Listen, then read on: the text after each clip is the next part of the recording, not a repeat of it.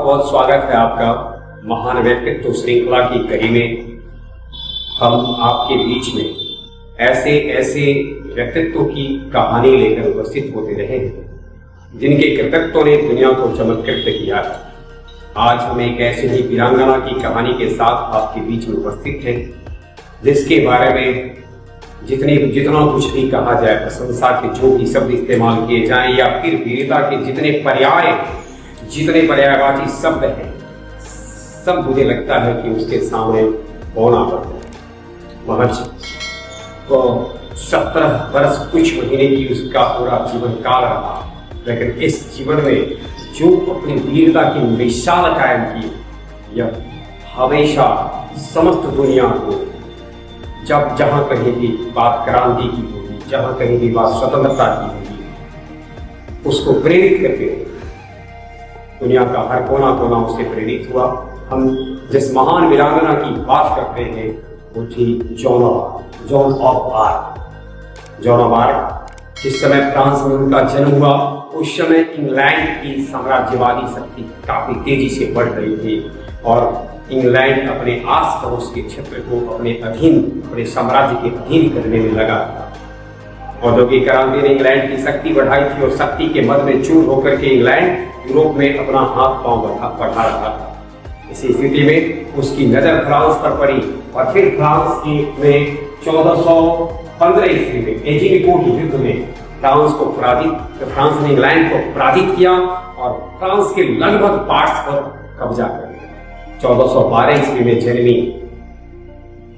John of arc उस समय केवल 3 वर्ष की थी, लेकिन कल्पना करिए उसके अंदर से एक आवाज आती है। जैसे जैसे वो बचपन से किशोर अवस्था की दहलीज में कदम रखी, अपने को समझा रही थी, या अंदर से एक आवाज आ रही थी कि मेरा जन्म फ्रांसीसियों को स्वतंत्रता दिलाने के लिए हुआ है, इंग्लैंड से मुक्ति के लिए हुआ है, और इसलिए यह उसके लिए प्रयास करना शुरू कर देती है।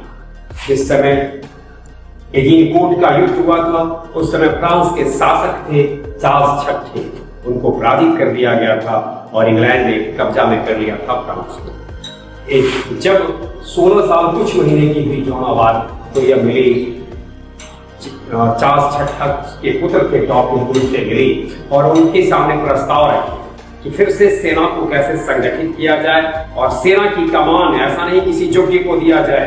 जब राष्ट्र मुश्किलाहट में हो तो व्यक्ति खुद को जब विकल्प के रूप में प्रस्तुत करता है तो वह एक बेहद ही शानदार क्षण होता है और ये किसी राष्ट्र के लिए खुशखबरी इससे बड़ी क्या हो सकती है। जब वो केवल यह नहीं कहती है कि आप सेना का पुनर्गठन करें, सेना का कमान एक बेहतर सेनापति को सौंपे, वरन कहती है कि वो बेहतर मैं हूँ, मुझे सेनापति बनाइए और फिर से सैन्य संगठन को मजबूत कीजिए और फ्रांस के सम्राट के रूप में मैं आपको घोषित करती हूँ। अपने को सेनापति के रूप में घोषित करती है और फ्रांस के सम्राट के रूप में डॉकिन को चार्ल्स सप्तम के रूप में फ्रांस का सम्राट घोषित करती है और अपने सम्राट को सत्ता पर बैठाने के लिए, ब्रिटेन को पराजित करने के लिए शुरू कर देती है सैन्य अभियान। खुद सैन्य भर्ती में रहती है। सेना के अंदर कहते हैं ना, वो मृत फ्रांसीसी सैनिक सेना में प्राण खो दिए। शायद ऐसे ही लोगों के लिए वाल्टर ने कभी कहा था कि अगर चूहों की कमान भी अगर शेर को सौंप दिया जाए तो चूहा में शेरत्व पैदा हो जाता है। और फ्रांसीसी मृत सेना में की कमान जब संभालती है जॉन ऑफ आर्क तो फ्रांसीसी मृत सेना में जैसे मानो प्राण संचारित हो उठता है, वो जीवित हो उठता है। और देखते ही देखते फ्रांस के कई ऐसे क्षेत्र थे जिसको इंग्लैंड के प्रभाव से मुक्त करा देते। सबसे निर्णायक युद्ध 1429 ईस्वी में लगती है जब ओरलियंस को इंग्लैंड से मुक्त करा देती है, आजाद करा देती है।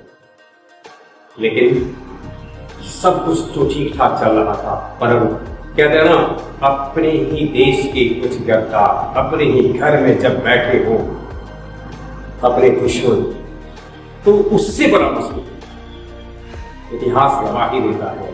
बड़े से बड़े सैनिक सम्राट का, बड़े से बड़े सेनापति की हार तब हो गई है जब विश्वासघाती घर में बैठा हो। कुछ फ्रांस के ही लोगों के द्वारा किए गए विश्वासघात के कारण इसे फंसा दिया जाता है और एक दिन इसे बंदी बना लिया जाता है। जब एक समुद्री जहाज कह रहे समुद्री उन दिनों जहाज का जो रूप अभी है वैसा नहीं था, लेकिन उसी जहाज में जब इस सैन्य संचालन कर रही थी तब इसे मालूम नहीं चला कि हमारे साथ षड्यंत्र किया गया है। षड्यंत्र से अभिज्ञ जोरावर सेना के साथ थी और वही इंग्लैंड में सैनिकों ने इसे अरेस्ट कर लिया। अरेस्ट करने के बाद 30 मई 1431 को उसे जिंदा छोड़ा। परंतु फ्रांस इंग्लैंड से जो संघर्ष फ्रांस का जारी था वो जारी रहा और जिंदा जला देने के बाद भी जो जला करके गई थी जोरावर, वो जब फ्रांस में वह लौ बुझी नहीं।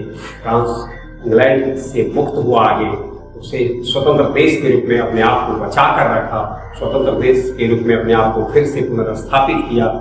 और अभी जब कुछ ही वर्ष पहले, लंबा कुछ वर्ष नहीं, अभी से 100 साल पीछे 100 साल पीछे अर्थात 1920 ईस्वी को वहाँ के इंग्लैंड के शासकों ने, इंग्लैंड के प्रशासन ने महसूस किया कि उन दिनों हमने गलती की थी और जॉन ऑफ आर्क को एक जो क्रिश्चियन धर्म में, ईसाई धर्म में जो एक संत की उपाधि होती है उसे दी गई 1920 ईस्वी में। अब हम कह सकते हैं संत जॉन ऑफ आर्क, लेकिन हमने कहानी कही सेनानी जॉन ऑफ आर्क, वीरांगना जॉन ऑफ आर्क, स्वतंत्रता की पुजारी जॉन ऑफ आर्क को हम शत नमन करते हैं और अपनी कहानी हमारी इसी तरीके से जारी रहेगी। बने रहे हमारे साथ। बहुत बहुत धन्यवाद।